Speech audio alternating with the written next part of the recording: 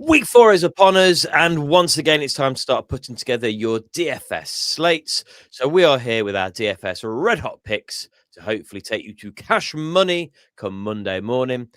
We start with, as we always do, though, with the top game lines, Ed. And who have you got for us as our first game line to consider? Yeah, well, let's have a look at Bears versus Raiders as one of our top game lines. Bears are 1.5 points favourites. And we've mentioned in a couple of our shows already this week, Gino is a start of the week for us. Chicago have shipped points all over on defense. And Gino's had a couple of fancy relevant games so far this year, including QB4 last week with some lovely garbage time points. Genty, we're waiting for him to pop. 1 week he's going to pop soon. Is this week worth the gamble? I think quite possibly at $5,000. Bowers hasn't hit the heights of 2024 yet, but 4,600 is also an appealing price. Jacoby Myers is probably off our list at 6,600, and it kind of feels priced on matchup, certainly not based on production we've seen so far from him this season. Trey Tucker, 4,200. I mean, who knows? At that price, I mean, certainly if you're paying that price and get 40 points like you did last week, you'd be very happy. But I would not expect 40 points every week. But it could be a nice play in this matchup. The Bears are going to get a mention later on too. But given the Raiders are giving up the third most points to wide receivers and the 12th most points per game to quarterbacks, just over 18 points a game to quarterbacks, they are tempting. Odunze is now more expensive than Moore, which is fair. And I think you said last week you'd be happy to take Odunze over him every time. Currently, it's been interesting watching their prices converge. And now Odunze is more expensive, which is fair. Luther Burden, 2,600, is a potential gamble to plug in as we're yet to see if last week was an outlier or do we have more of last week's decent score to come. He was in contention for the bargain basket pick this week, but Mark has gone elsewhere with that bargain basket pick. So Jacoby Myers is interesting because I think the stat I saw earlier was he's one of only 4 players to have had over 60 yards in the 3 games so far. But yes, that's good for consistency, but it's low mid-range consistency, isn't it? And I don't just at that price. I don't know. It doesn't feel too much of a risk for me. He's not. I like Myers, and I think he's kind of been undersold the last year. He had a great season last season, I thought, but yeah, he started off just okay-ish, which is not what you want if you're paying 6,600. No, I think, there is absolutely a route where he pays that off comfortably. It feels less probable than I'm happy with my players and paying that for. And yeah, we'll talk about Odunze get a little bit more later on. My top game line that I'm going to be looking at is the highest on the week, and that is Colts versus the Rams. Full disclosure, though, I will be hitting the under on this all day long. I'm not confident in this. We always say the bookies are very good at what they do, and it always works out about 50-50 each week. This one, just to me, feels like there's a route to it being lower. And I've got Danny Dimes as a sit for that reason. We've spoken about the Rams being a good start defense this week as well. The Colts haven't had a real test on offense yet, and that is coming this week. It's a test I'm not 100% sure they're ready for. Maybe that's just a bit of that kind of Colts stink from previous years. But yeah, it's one that I'm not entirely in on. Jonathan Taylor, though, is priced as he should be at 9,000. He's going to be one of the top price players every single week, rightly so. But at that price point, I want a sure thing. And given that the Rams giving up the fewest points to running backs at the moment, just about, I think, 9.8, he's not going to get 9.8, but he's also not going to have the boom week that I think we want from him, in my opinion. Rams are middle of the pack for tight ends currently, 10.9 points per game on average. So Tyler Warren's in consideration. Just I've got other options I'm happier going with this week as well. For the Rams, though, I'm a lot more in on the Rams. So Adams continues to give really good value. 5,200 is a price, but I'm really, really happy on Fantasy Gameday. more pricey on DraftKings. So I think he's very good value in Fantasy Gameday, probably just a little bit higher than I'd go for on DraftKings, maybe. The reverse is true for Williams. When you're looking at Williams' price, I think he's a little bit too pricey for Fantasy Gameday, but DraftKings seems a decent value pick as well. But that leads, Ed, into my stack of the week, and a stack of the I usually avoid because of how much it costs. But I'm looking at Matt Stafford and Puka Nacua this week as a solid stacking option. Leaves you with just over £4,200 per player on Fantasy Gameday, just over 5,100 on DraftKings. So Nakua's price usually kind of puts me off going for this, but it's a stack that with the matchup, I feel reasonably confident in. Also means that I'm happy that I've got my high-end player in Nakua to plug in as my captain spot as well. Full disclosure, though, this is my second choice for stack of the week because Ed's choice is the best stacking option this week, in my opinion, as well. I think you're going to realistically be hoping for 60 to 65 points. Now, looking at the cash window over the last season, start of this season, you're wanting to get around 4 to 5 points on average per £1,000 spent. That's not properly accounting for the nuance of the captain element in Fantasy Gameday. Something we'll perhaps cover in the main show at some point in a bit more detail. But I feel this puts you in the right window when you're looking at projected points. Nakua is averaging 10 receptions, 111 yards per game, and 0 touchdowns. Ed, you gave a guarantee last week that the Colts were going to get a pick six. It happened in the third play of the game. I'm giving a TH Fantasy Football solid gold guarantee. Puka Nacua scores a touchdown this week and makes this stack even more appealing. We like a hot take on the show, Ed. I don't think that is roasting hot.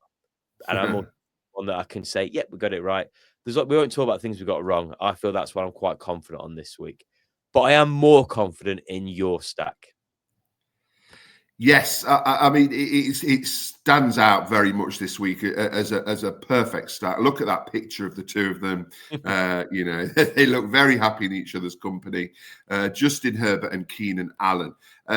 Now, I think this is a no-brainer this week. I mean, Herbert, he had that monster week one against the Chiefs, and he's had a couple of steady weeks.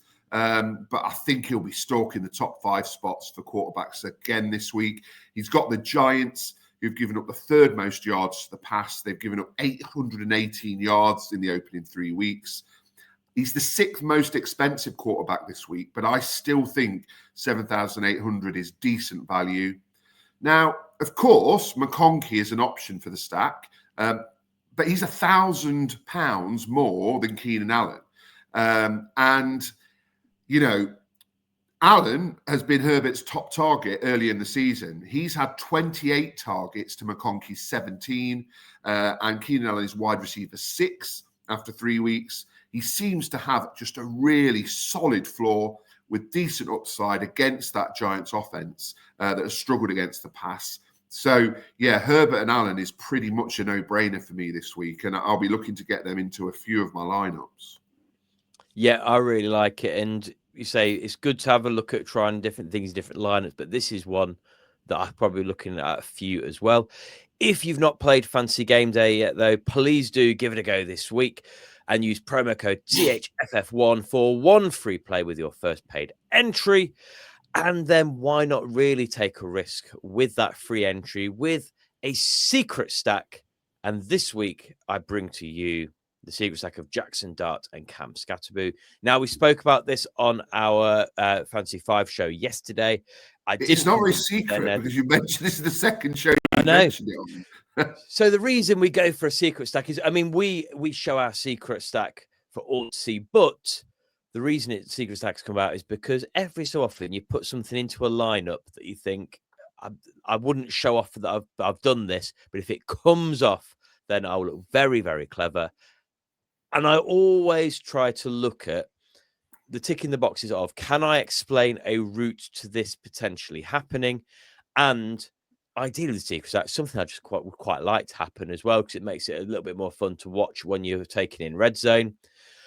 Now, Jackson Dart is an unknown. We have got nothing to base anything on this of what he might potentially produce. What we do know is we have some promise of a little bit of rushing upside, which is what we like to see from our quarterbacks, obviously. The positive as well is he's an unknown. The Chargers might not know what to do with him. They won't be able to prepare for him in quite the same way as they did with lots of tape of Russell Wilson being mediocre for many, many years. And the reason I've gone for Cam Scatterbo when Malik Nabers is obviously the choice you would go for if you did want to take a gamble on Jackson Dart is twofold. Firstly, we don't have a solid, reliable tight end option for Jackson Dart. And we know a rookie quarterback's best friend is his tight end. In the absence of that, is a running back you can dump the ball off to. And last week, Scatterbo's 6 receptions for 61 yards. So he could be a good dump-off option. So if Dart ends up needing to get rid of the ball quickly, early, and to someone nearby, the scat man is the guy to benefit from that. And then also, based on no data whatsoever, just based on something that I would like to happen, these sort of starts in the season often produce that headline moment, that perfect highlight. And I can just see a way to have seen a highlight on Red Zone of Jackson Dart plopping himself into the end zone from a short rush. And then when the camera goes to Russell Wilson, pretending he's happy as he gently puts his helmet back by his side, never to be used again. Have I convinced you any more second time round, Ed? We know that New York can be more fun to watch this week, but could this pay off? No, I'm just well, even less convinced potentially than yesterday. I mean, you're right that the whole of the NFL is breathing a sigh of relief that Russell Wilson's been benched, and it's going to be exciting to watch New York. So, yeah, hopefully it will come off because then we'll see more of Jackson Dart and less of Russell Wilson. Combined, we need around 35 to 40 points. That is a big ask from this one to make it worthwhile. But if it does come off, yeah, it's good twofold. It's worked to Fantasy Game Day, and we get to see Russell Wilson looking all sad on the side. Ed, I feel that you're not convinced us. I'm not sure I'll be able to sell you my captain pick any more clearly as well. But the reason I've gone for a bit different this week with Rome Odunze is there's always an obvious pool of captain pick players that we have on Fantasy Game Day every single week. And we don't want to keep just rolling out. We can't just say CMC, Bijan. We're not Chase anymore, obviously, but we can't just keep saying the same names every single week. So I want to get a little bit different. We said on the main show that the top running back options this week all have stiff competition with defenses that are good against the rush. So it's potentially a week to have to look elsewhere and look at your wide receivers.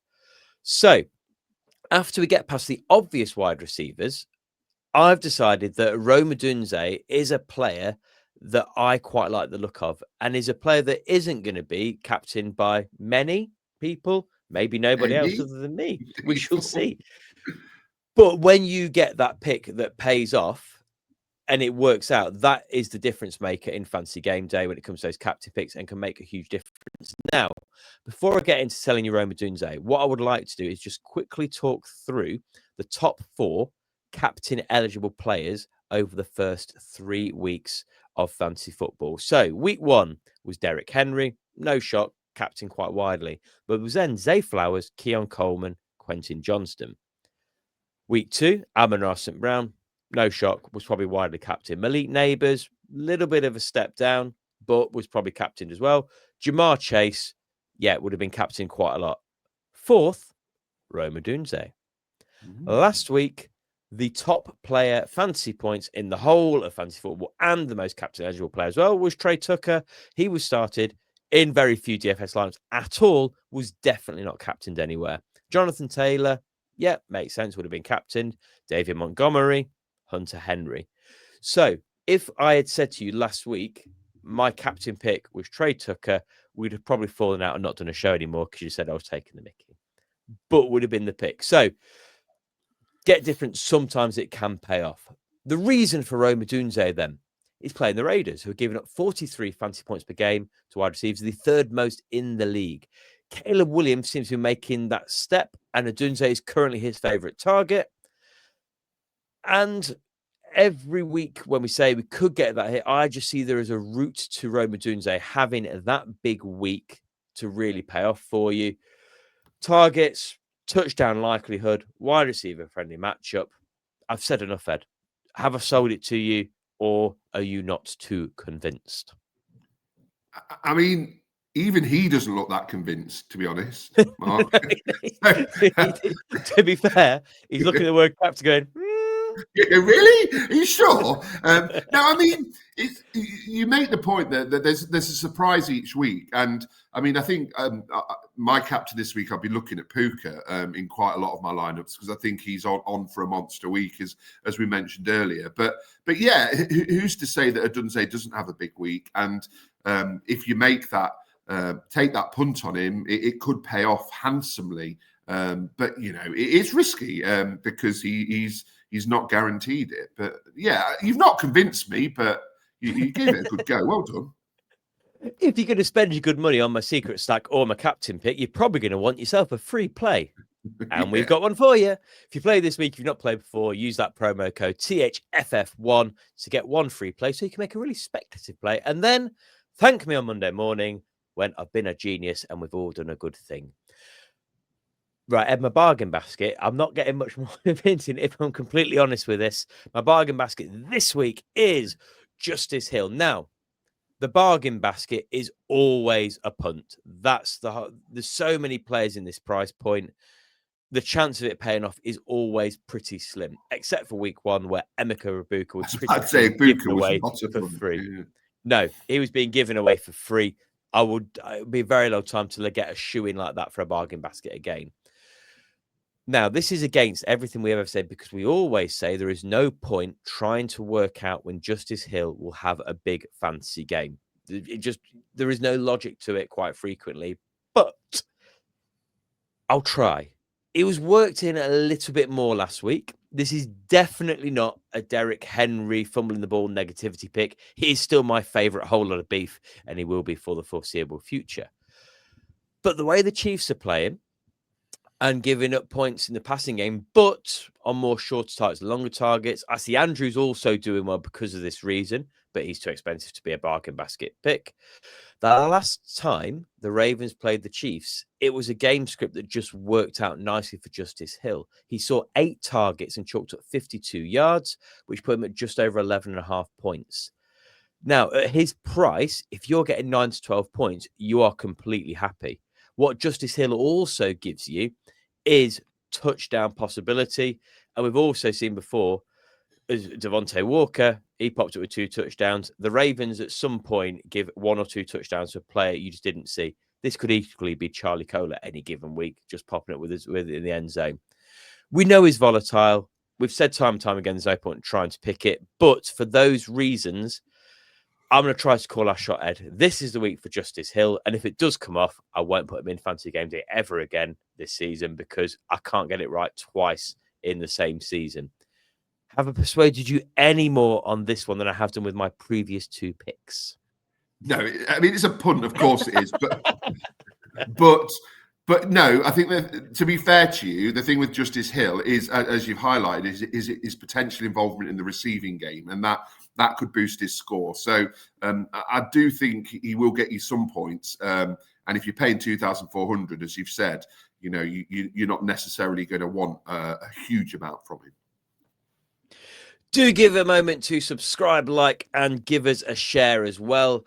We have got shows coming every single week through the season. And we've got with our weekly review show, our preview show, our Fantasy 5 show, and this DFS Red Hot Picks. But I think that's all I've got to say. Other than the best of luck to everybody playing DFS this week. We hope we have got some things right to help you on your way to some money. That's all from me, though. Ed, you got anything you'd like to add? No. Enjoy the Dublin game. Yeah, that's what. So over here in the UK, we've got a 2:30 kickoff. That's a lovely afternoon of sport. I'm very much looking forward to that. Well, we are done then. So I think it's time for us to say, Malcolm, we're ready for some cash money. So take. You have been listening to the team from TH Fantasy Football. For more content, follow TH_fantasy_NFL on Twitter and Instagram.